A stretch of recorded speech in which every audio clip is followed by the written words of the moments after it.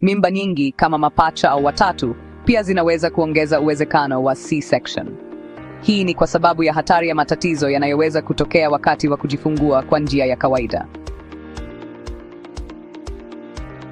Faida kubwa ya C-section ni kwamba inaweza kuokoa maisha katika dharura.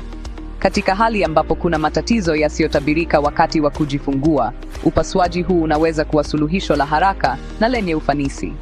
Kama afya ya mama au mtoto iko hatarini wakati wa uchungu, C-section inaweza kufanyika haraka. Hii inahakikisha kwamba wote wawili wanapata huduma bora na kwa wakati unaofaa. Pia hutoa hisia ya udhibiti na utabiri katika baadhi ya matukio. Mama anaweza kujua tarehe na saa ya kujifungua na hivyo kupanga vizuri zaidi. Kwa mfano, kama mama ana tatizo la kiafya linalofanya uzazi wa kawaida kuwa hatari, C-section inaweza kuwa chaguo bora zaidi. Hii inasaidia kupunguza hatari zinazoweza kutokea wakati wa kujifungua. C-section iliyopangwa inaweza kutoa uhakika. Mama na timu ya matibabu wanaweza kujiandaa mapema, kuhakikisha mazingira salama na yenye utulivu kwa ajili ya kuzaliwa kwa mtoto.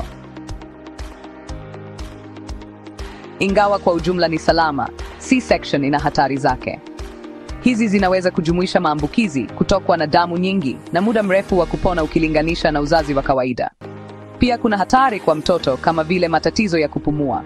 Ni muhimu kukumbuka kwamba C-section ni upasuaji mkubwa, na kama ilivyo kwa upasuaji wowote, kunaweza kuwa na matatizo. Kufanya maamuzi kuhusu uzazi ni jambo la kibinafsi.